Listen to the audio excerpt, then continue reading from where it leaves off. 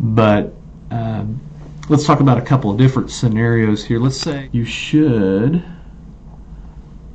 pull back up that collection advisory group number and address. Let's go full screen here. And you can look down here at the state of Oklahoma.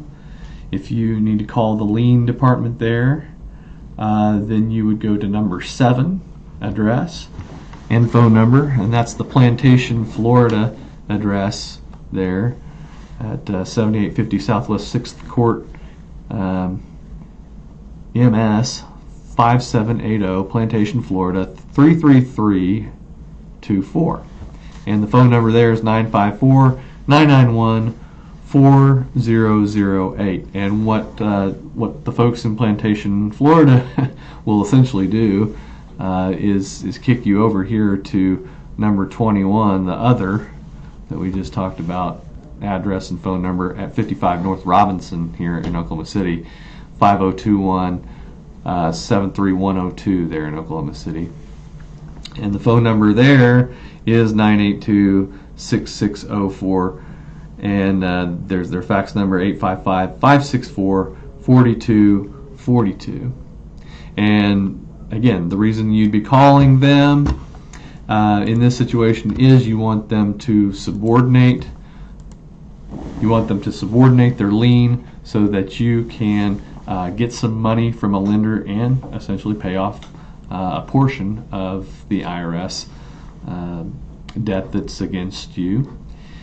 And that's as I mentioned, a pretty not fast set of prospects there. The IRS takes at least 30 days to subordinate their lien, and they're going to ask you to fill out some paperwork in that process there too in order to get that lien subordination and to full pay them or partially pay them some cash that comes from that sale or that loan transaction.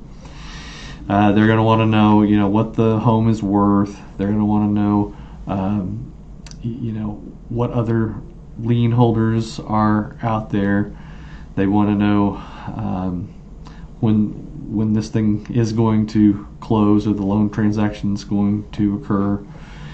And it's an intrusive thing, just like anything is whenever you ask the IRS for some help or some relief. But again, you do need to do this because any equity that's hanging out there they think is theirs.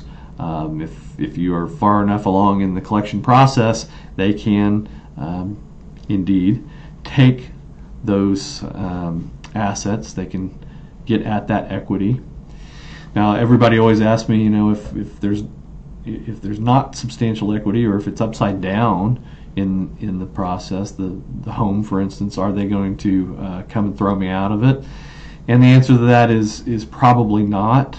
They look at these seizures from the standpoint of how much do they have to pay out to other lien holders, how leveraged is it, for instance. But if you do have a